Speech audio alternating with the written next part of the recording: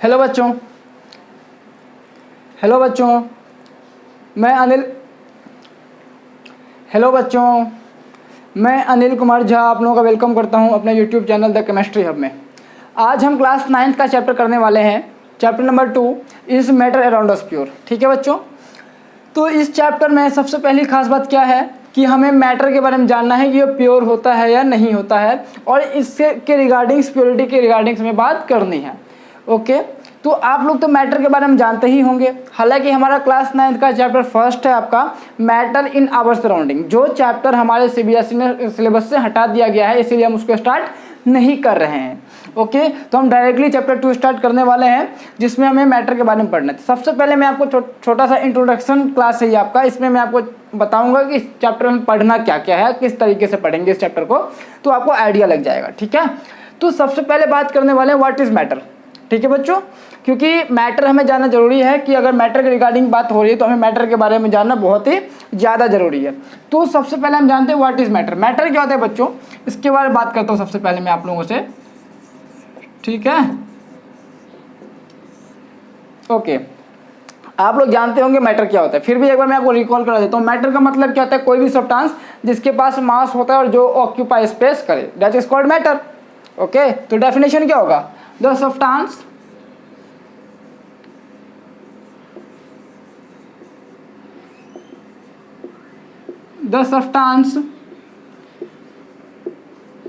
which occupy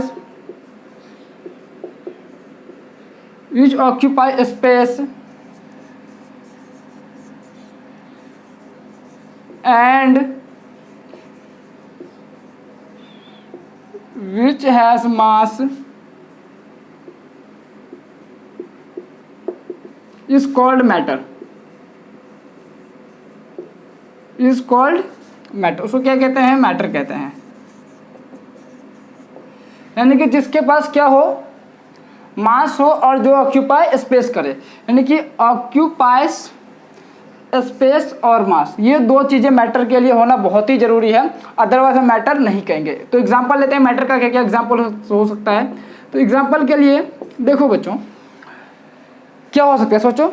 जो भी चीजें आसपास आप देख पाते हो वो सारे के सारे मैटर के एग्जांपल हैं, वो सारे के सारे मैटर के एग्जांपल है, चाहे कुछ भी हो। सपोज दैट आपका हो गया pen, pencil, copy, book, etcetera, कुछ भी। क्लियर है, ये तो समझ आ गया आपको। तो एक क्वेश्चन मेरा है, क्या एयर भी मैटर होगा? मैं इसको अलग से लिख रहा हूँ, क्या एयर भी मैटर होगा? अगर होगा तो क्यों? क्योंकि मैंने कहा जिस किसी चीज सब्सटेंस को आप देख पाते हो वो मैटर है, तो एयर को तो हम नहीं देख पाते हैं, इसको फील कर सकते हैं, तो क्या ये मैटर होगा? सोचो। तो देखो बच्चों, एयर जो है, एयर भी आपका मैटर होता है। क्लियर है, कैसे मैटर हो सकता है? क्योंकि देखो एयर भी आपका, एयर के पास भी क्या होता है, आपका मास होता है और ये ऑक्यूपाई स्पेस करता है। मैंने कहा ना, वो सभी चीजें जिसके पास मास हो, जो ऑक्यूपाई स्पेस करे, वो मैटर होगा। तो एयर भी आपका क्या होगा, मैटर होगा। कैसे पता चलेगा कि इसके पास मास है, ऑक्यूपाई स्पेस है? जब किसी बैलून में आप बैलून फुलाते हो, तो जैसे ही आप उसमें हवा उसके अंदर डालते हो तो क्या होता है, वो आपका स्वेलअप हो जाता है, यानी कि वो आपका फूल जाता है। तो डेट इज कॉल्ड कि एयर के अंदर भी क्या है, वो हवा भी क्या करता है, बैलून के अंदर जाके ऑक्यूपाई स्पेस करता है, जब भी तो वो फूलता है। अगर वो ऑक्यूपाई स्पेस नहीं करेगा, स्थान नहीं घेरेगा, तो वो क्या, वो फूलेगा ही नहीं।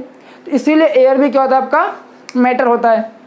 एक और बात, जब आप किसी भी टायर में हवा डालते हो तो वो भी आपका मास बढ़ जाता है उसका। जैसे कि आप बस ट्रक जो चलता है, उसको जो पहिए में लगे होते हैं, ट्यूब लगे होते हैं, तो उस ट्यूब में क्या होता है, एयर ही तो भरा रहता है। अगर एयर नहीं भरोगे तो क्या चलेगा, तो वो एक प्रेशर बनाता है। इसका मतलब वो भी क्या होता है, आपको उसके पास भी मास है, दैट इज कॉल्ड एयर भी क्या होता है, आपका मैटर होता है। तो ये चीज़ आपको समझ में आ गई होगी। ठीक है, अब दूसरा शब्द है बच्चों प्योर। तो प्योर क्या होता है उसके बारे में बात करते हैं। क्लियर है, प्योर का मतलब क्या होता है? प्योर, तो बच्चों प्योर का मतलब क्या होता है, जब कोई भी substance, the substance which is made up of only one type of things, यानी कि जब कोई भी चीज एक ही तरह की चीज से मिलकर बनी होती है, उसको क्या कहते हैं, प्योर कहते हैं। यानी कि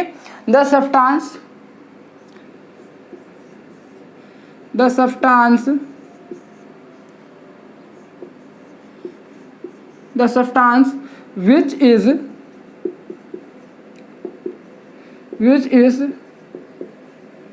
made up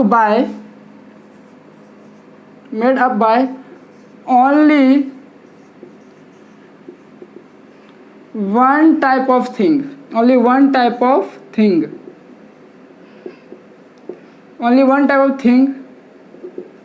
is called pure,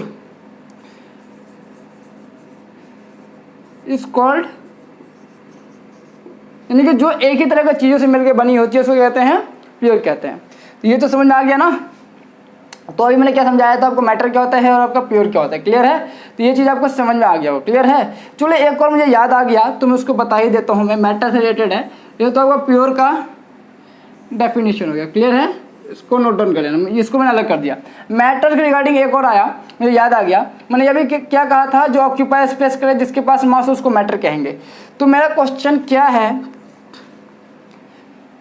मेरा क्वेश्चन है आपका कि स्मेल मैटर होगा। सोचो, क्या स्मेल ऑक्यूपाई स्पेस करता है, इसके पास मास होता है? तो बिल्कुल नहीं। तो क्या होगा, ये मैटर कभी नहीं हो सकता, ठीक है। जो भी आपके साइड में फीलिंग्स आती है तो वो भी क्या होगा, आपका मैटर नहीं होगा, ठीक है। जैसे कि सैड, हैप्पीनेस, ये सब मैटर नहीं हो सकता। क्यों नहीं हो सकता? क्योंकि ये ना तो ऑक्यूपाई स्पेस करता है, ना ही इसके पास क्या होता है, आपका मास होता है। तो ये चीज़ आपको समझ में आ गया होगा, क्लियर है। अब मैं बताता हूँ इस चैप्टर में मैटर के बेसिस पे क्लासिफिकेशन क्या है, इस चैप्टर के अकॉर्डिंगली, ठीक है। तो उसको बताने से पहले मैं इसको साफ कर रहा हूँ, नोट डाउन करना होगा तो कर लेना, हालांकि ये बेसिक ही था।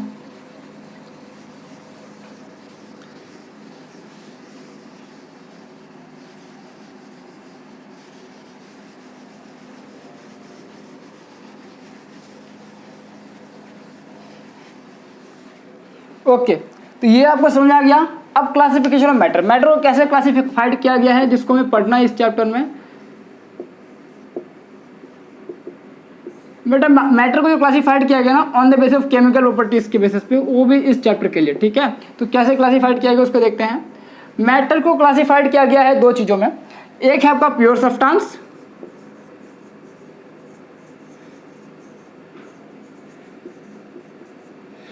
एक है आपका मिक्सचर।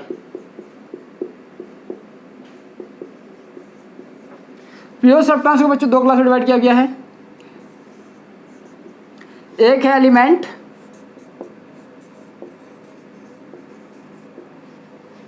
एक है आपका कंपाउंड,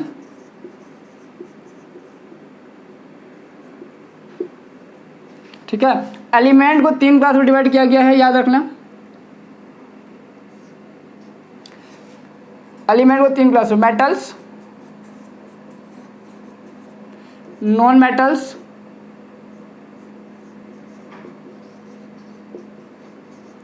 और थर्ड वन है मेटालॉइड्स,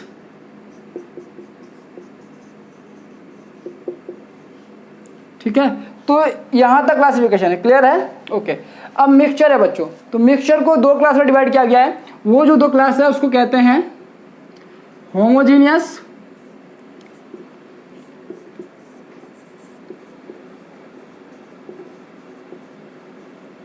और अगला है आपका हेट्रोजीनियस।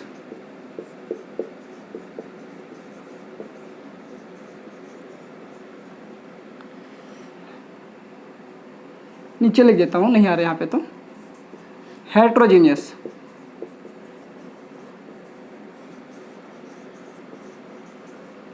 ठीक है, होमोजीनियस और हेट्रोजीनियस। तो ये हमें इस चैप्टर में पढ़ना है, तो वन बाय वन करके पढ़ेंगे। सबसे हम क्या करेंगे, इस चैप्टर को दो पार्ट में डिवाइड करने वालों में। ये हो गया आपका डिवीजन, ठीक है, दिस इज कॉल्ड, ये वाला जो हिस्सा है इसको हम पार्ट 1 कहेंगे, इसको पार्ट 2 कहेंगे। तो ये हो गया आपका पार्ट 1, ये हो गया आपका पार्ट 2, ठीक है। तो सबसे पहले मैं ये वाला पार्ट करूंगा पार्ट 1, उसके बाद आपको मैं पार्ट 2 कराने वाला हूँ, क्लियर है। तो ये तो आपको समझ में आ गया इंट्रोडक्शन में कैसे क्या पढ़ने वाले हैं।